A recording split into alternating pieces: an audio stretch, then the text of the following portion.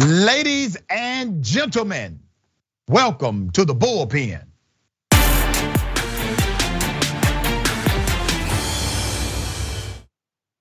She's back in the Bullpen today. We have Ms. Hannah Cox, content manager at the Foundation for Economic Education, very accomplished individual.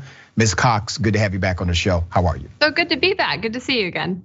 All right, we're going to chop it up about this fascination that I'm seeing, and I'm sure you see it as well.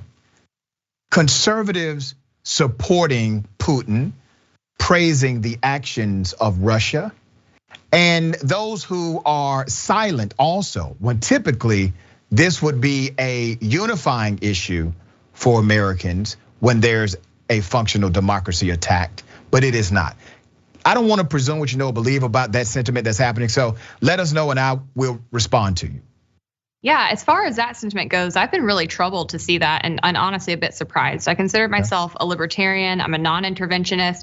I don't want to see America getting involved any further in this conflict. And I do want to be clear that I think America already has its hands dirty somewhat when it comes to the Ukraine and Russia. So I want to make sure that we don't continue to assert ourselves in regions that have nothing to do with us, continue to destabilize regions, continue to empower groups that can one day come back to harm us and incur blowback from that, right? So I really want to see us stay out of this. I will praise Biden thus far for not putting boots on the ground, but I've been really surprised to see some, and I would put them on the far right. I wouldn't say these are mainstream conservatives, but some on the alt-right and far right have been actually praising Putin, seeming to really take Russia's side in this. I think that's very creepy and bizarre. You can be anti-war and you can be anti-interventionist without praising or simping for a psychopath, right? And so that's been very, very concerning to me. And I think there's all the difference in the world in saying that perhaps America has its hands dirty and that we're getting some blowback from some of this and excusing the actions of what Putin's doing right now, because there is only one country and one person who is actively attacking another country and pursuing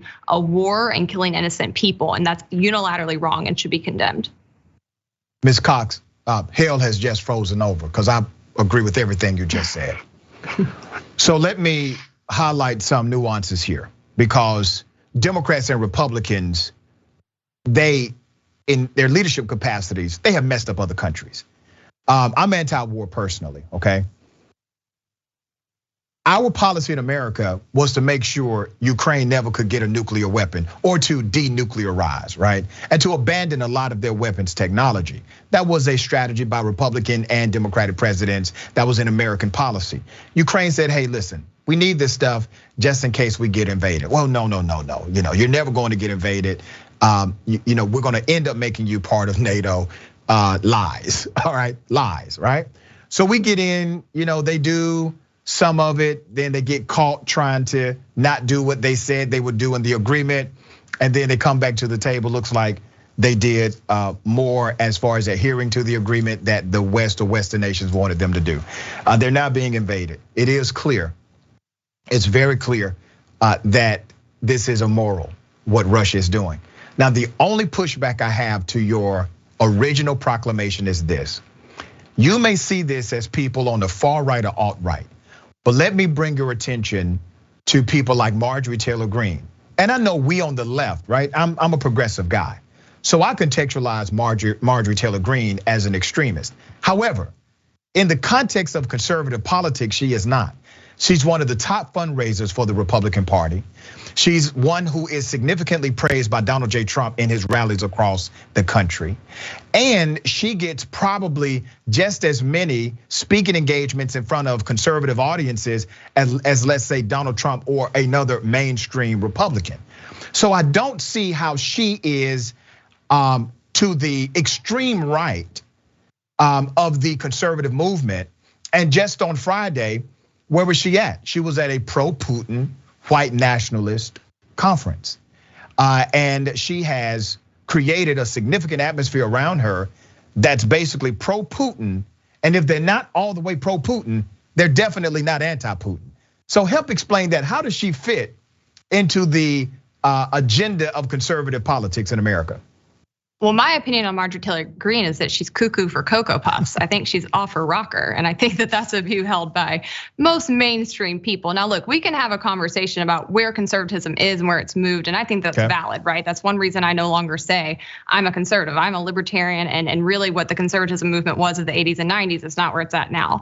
I do think there's a battle going on for who the GOP is going to be post-Trump. And I think that's a significant battle. Even if you're not in the party, that's something that should concern people, because what we want to see is a party that returns to the foundations of things like limited government, free markets, individual liberty. And these are things that we can debate, but these are solid principles, right? These are respectable ideas.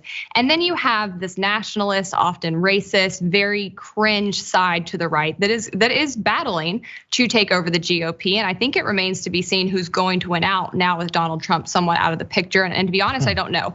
But I would still put people like Marjorie Taylor Greene and Lauren Boebert and Madison Cawthorn, I would put them on the far right. I would not say that they hold the same views as like William F. Buckley or people who were traditional stalwarts of conservatism. Okay, well, they're becoming dinosaurs. So let's talk about Trump. Trump is a small man.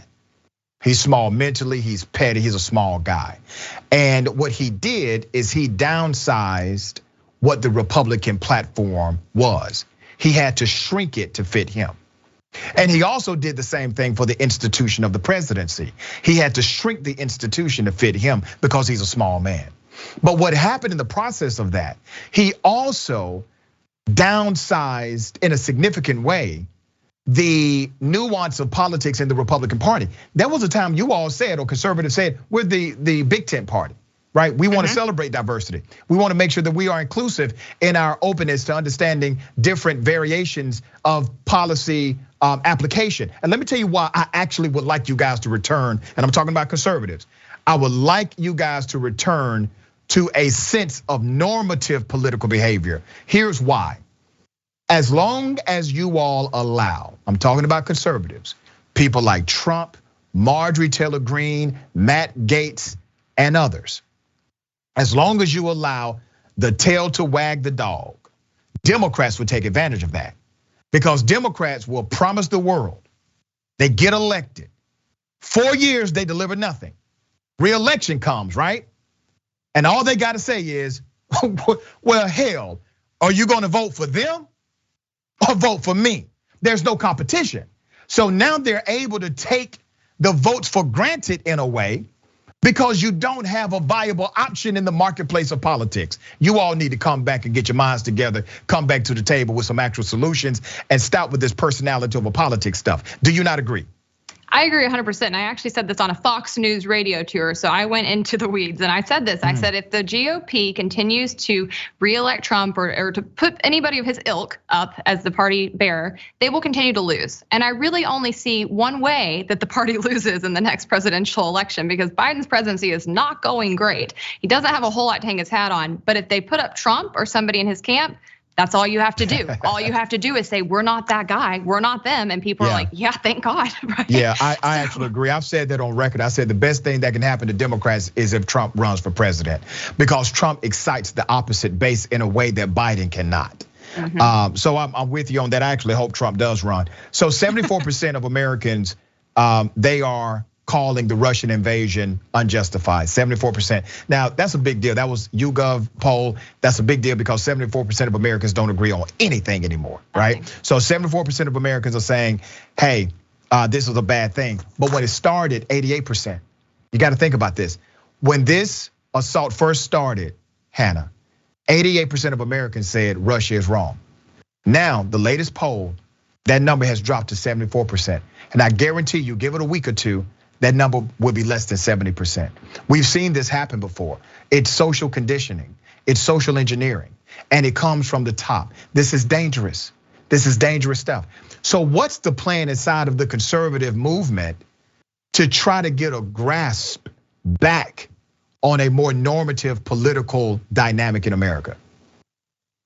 I don't want to tell you that there's a plan because I'm not sure there is one, to be totally honest. This is one reason I stay outside the party and I work mostly on policy, because as a whole, I really don't know that there is a concerted effort to really get things together. When it comes to, more specifically the anti-war effort, I think that I feel a bit more comfortable in, and I think you do still have a broad coalition of people who are progressives and libertarians and some principled conservatives who are in that coalition. And I think that we should be concerned with some of the narratives that are floating around about this conflict right now. I think there are a lot of war drums being built, a lot of fear mongering happening. And listen, I understand the feelings that people have when they see people being persecuted, they see people being killed, they see people rallying to defend their country. I understand the instinct, the humanity that would make you want to rush in and get involved. But I think we have to do a really good job of continuing to message to these people outside of the anti-war movement and remind them of how catastrophic our interventions have been over the past 2 decades, how much we have hurt the world through those interventions, how we have failed to ever actually keep people safe or prevent the loss of innocent life. And I certainly think that would be the case here if we were to escalate the situation and get involved with Russia, which is a nuclear power. And so for me, that's the dominant thing we have to talk about right now, because we know there are lots of special interests and people who are gunning to enter this conflict. Yeah, and I think this is going to get worse before it gets better. So let me highlight something that a lot of Republicans are saying, those that are pro-Trump, and they're trying to be silent about Putin. Obviously, Trump has called Vladimir Putin a genius, said he's smart. He tried to clean it up by saying, he's smart because everybody else is dumb. All right, so we know that two-step by Trump. Here's the thing. When you then pose the question to these very hardcore Trump supporters, well, what would Trump do differently? They will say, I don't know. Or they will say, well, he'll do sanctions. Well, that's what Biden is doing. And let me remind everyone, because I find it really, really ironic that we forget that it was actually Donald Trump who decided to lift sanctions from Russia.